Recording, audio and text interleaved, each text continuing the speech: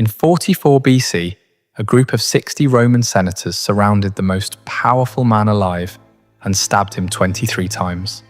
They walked out of that room covered in his blood, and they expected a standing ovation. They didn't get one. Instead, over the next 12 years, every single one of those men would be tracked down. Some were tortured so badly their own families couldn't identify their remains. One was forced to watch his soldiers switch sides before being dragged through the mud and beheaded in front of strangers. Another killed himself over a battlefield mistake, a fog of war that didn't even exist. Not one of them died of old age. And the strangest part? The teenage boy who destroyed them all wasn't even supposed to matter. Stay here, because what happened to each of these men is far worse than what they did to Caesar. Crimson Historians covers the history that most channels are too afraid to touch. If you're not subscribed yet, you're missing the worst of it. Hit subscribe now.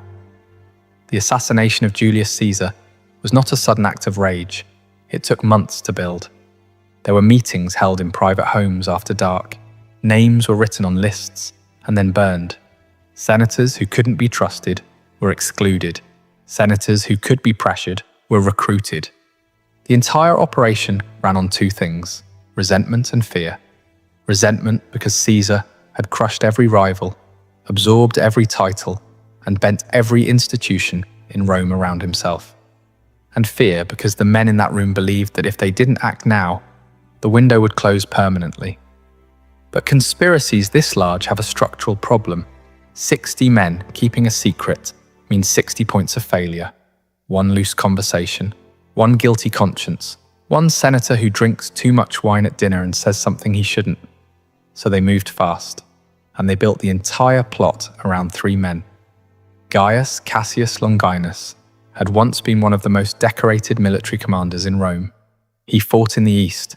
He survived the catastrophic defeat at Carrhae, where Rome lost 20,000 men to the Parthians.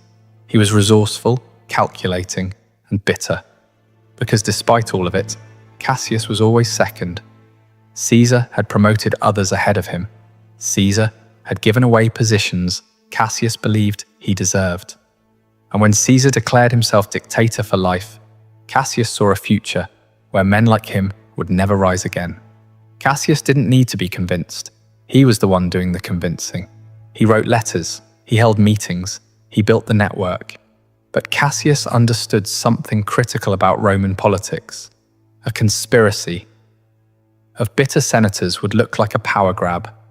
They needed someone above suspicion, someone the public loved. They needed Brutus. Marcus Junius Brutus was Roman aristocracy at its most prestigious. His family traced their lineage to Lucius Junius Brutus, the man who had overthrown Rome's last king and founded the Republic itself. That name carried weight. Brutus was a philosopher. He studied ethics. He wrote about virtue and duty. He believed, or at least convinced himself, that the Republic was a system worth dying for.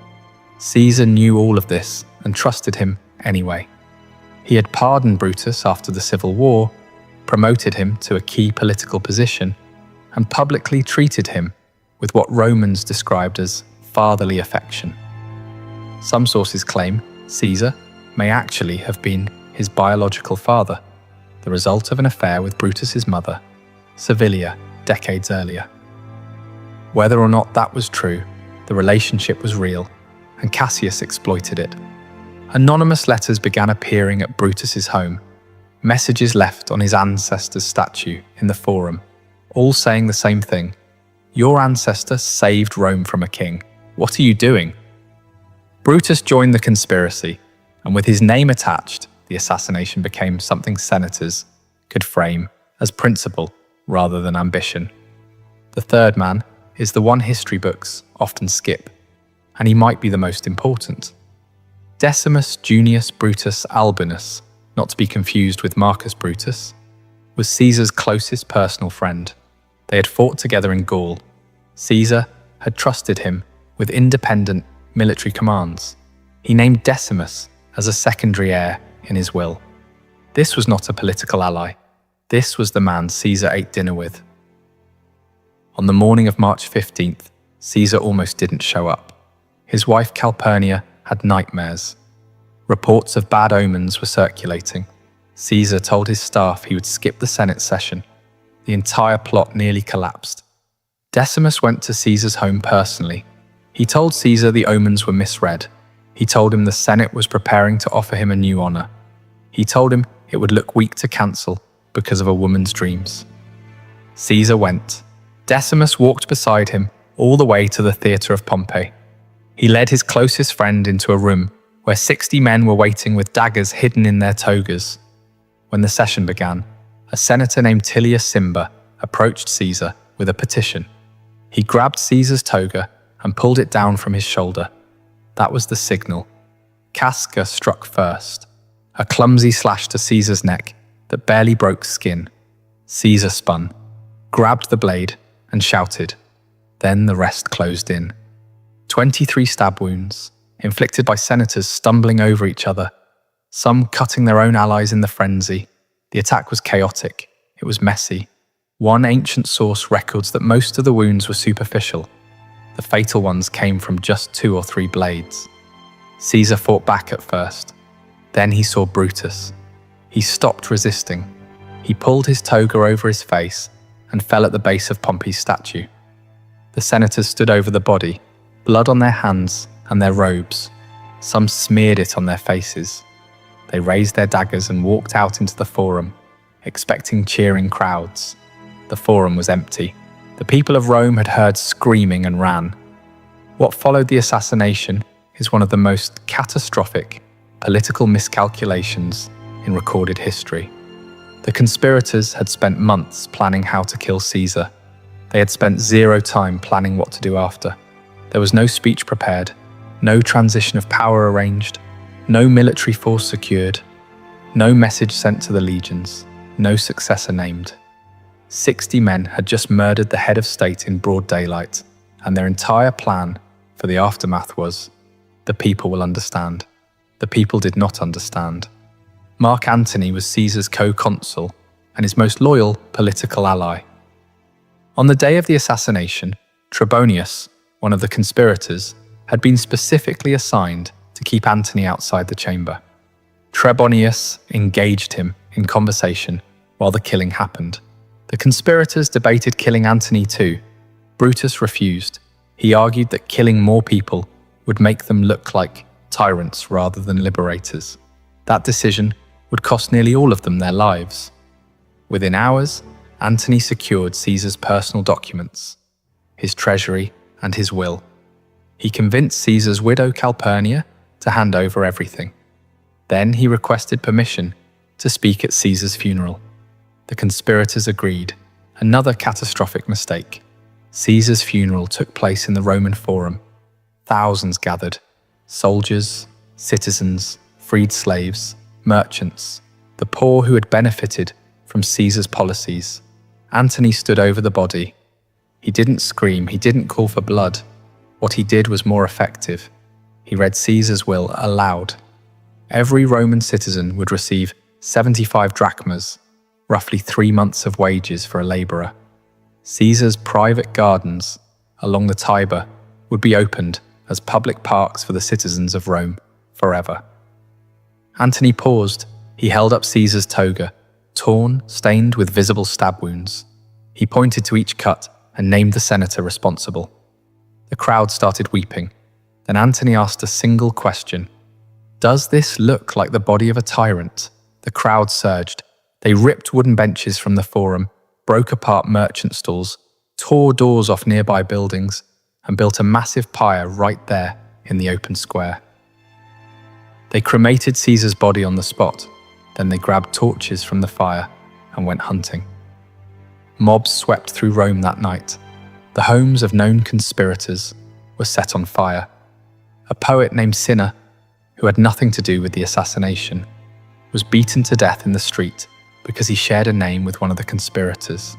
The liberators barricaded themselves on the Capitoline Hill with gladiators they had hired as bodyguards. Within 48 hours of killing Caesar, the men who planned to save Rome couldn't safely walk through it.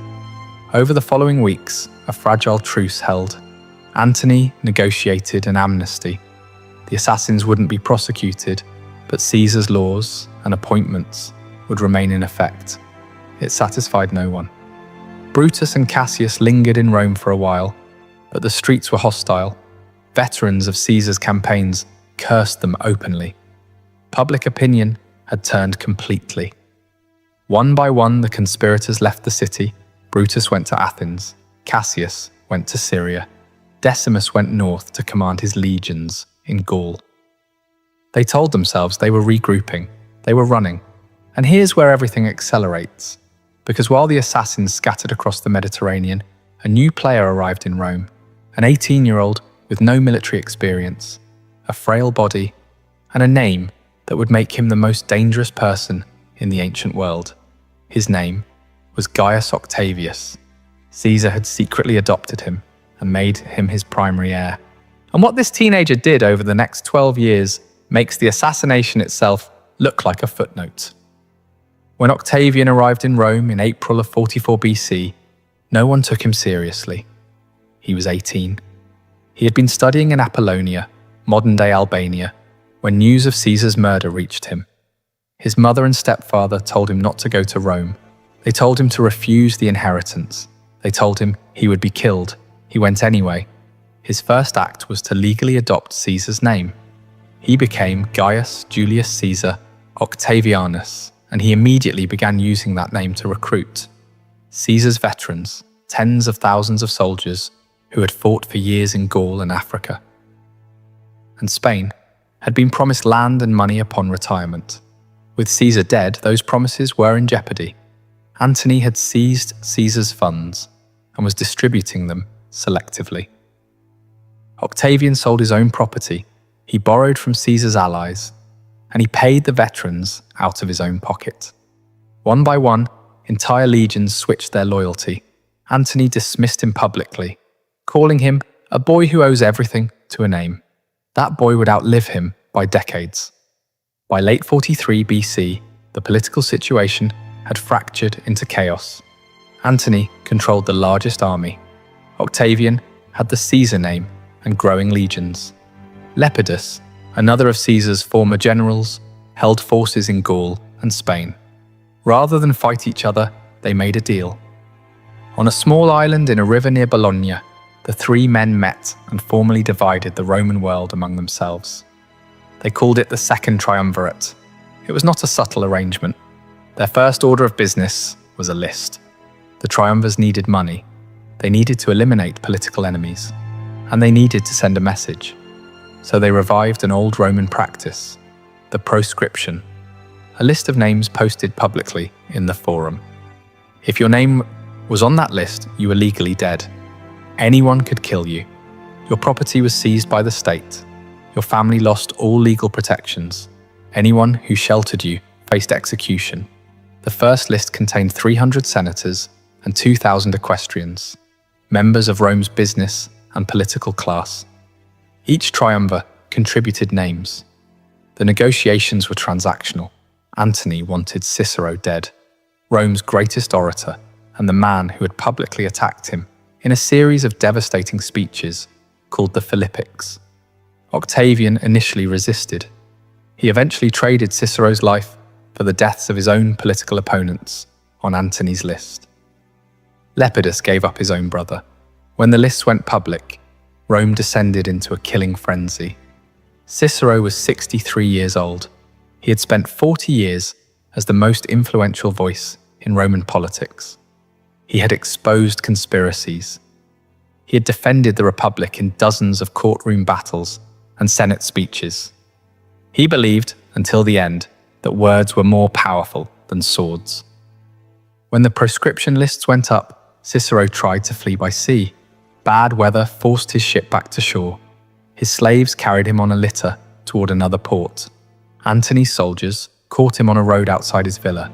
Cicero reportedly told his slaves to set the litter down. He looked at the centurion approaching and said, "There is nothing proper about what you are doing, soldier, but do try to kill me properly." They cut off his head and both hands. Antony had the head brought to him. According to multiple Roman historians, his wife Fulvia took Cicero's head, placed it on a dining table, pulled out the tongue,